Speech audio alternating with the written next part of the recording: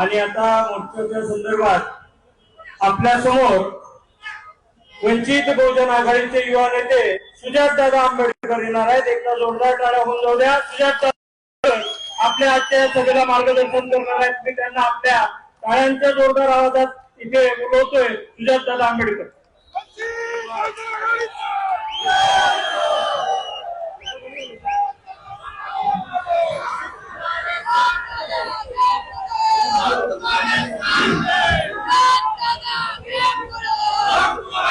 Doctor Babasaheb आंबेडकरांचा, भारतीय संविधानाचा जय जय जय जय जय भीम, जय जय जय जय जय भीम। समतेचे विचार रुजवणाऱ्या सर्व महामानवांना त्रिवार अभिवादन करतो।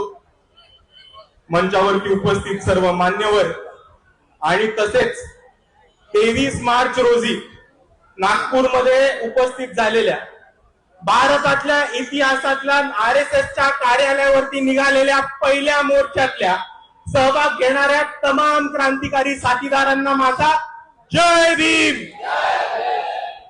मित्रांनो, आज आपण जरी RSSच्या कार्यालयावरती मोर्चा काढत असलो तरी एक गोष्ट आपण सर्वांनी समजून घेतली पाहिजे की आपण RSSच्या विरोधात मोर्चा काढत नाही आहोत। आपण RSSची संवाद साधायला मोर्चा काढतोय आणि त्यांना काही प्रश्न विचारायला मोर्चा काढतोय। आणि आपलं म्हणणं एवढंच सोपं आहे की आता जे सरकार स्थापन झाली, आताचे जे पंतप्रधान आहेत त्यांना RSSनी सत्तेत बसवलेले आणि आताचे जे पंतप्रधान आहेत ते जेफ्री एप्स्टीन फाईल मध्ये त्यांचं नाव आल्यामुळे त्यांचे हात हे दगडाखाली आलेले। म्हणून आम्हाला RSSला नुसतं एवढं विचारायचंय की तुम्ही ठिकठिकाणी जाता, देशभक्ती शिकवता, राष्ट्रभक्ती शिकवता, कुटुंब संस्कृती शिकवता, संस्कृती संस्कार शिकवता, पण आज जर आपण आपल्या भारताचे पंतप्रधान बघितले तर जेफ्री एप्स्टीन जो एक बलात्कारी होता आणि ज्यांनी आंतरराष्ट्रीय सेक्स रॅकेट चालवलं होतं, अशा माणसाशी आपल्या पंतप्रधानांचे संबंध आहेत। तर असे संबंध असणं तुमच्या कुटुंब व्यवस्थेत बसतं का? तुमच्या कुटुंबी संस्कृतीत बसतं का? आणि तुमच्या संस्कारांची मान्य आहे का? हे आम्हाला सांगा। हा प्रश्न विचारायला आज RSSच्या कार्यालयावरती आपण मोर्चा काढलेला आहे। आणि दुसऱ्या बाजूला मित्रांनो, एप्स्टीन फाईल मध्ये नाव आल्यामुळे आणि त्याच्या आतमध्ये ज्या ज्या गोष्टी नमूद केल्या त्या बाहेर येऊ नये म्हणून नरेंद्र मोदी घाबरलेत आणि अमेरिकेच्या खिशात जाऊन बसून गेलेले हे आपण सर्वांनी समजून घेतलं पाहिजे।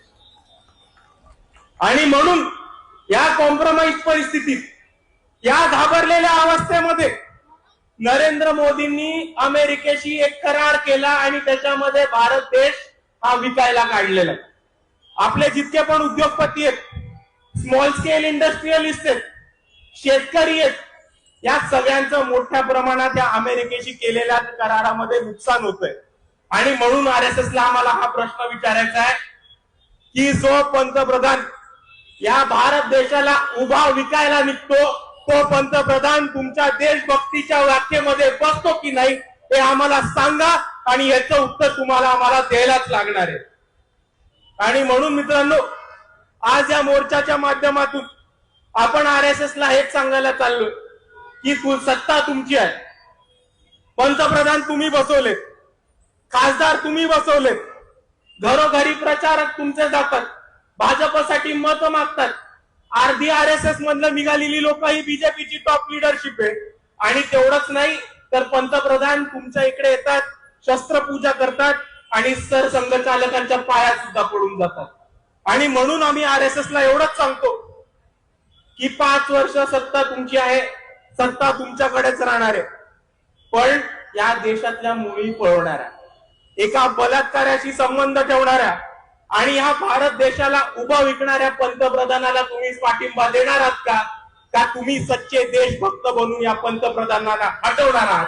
एवढं आम्हाला सांगा, आम्ही तुमच्या उत्तराची वाट बघतो। एवढं म्हणून मी माझे 2 शब्द थांबवतो। जय भीम, जय संविधान।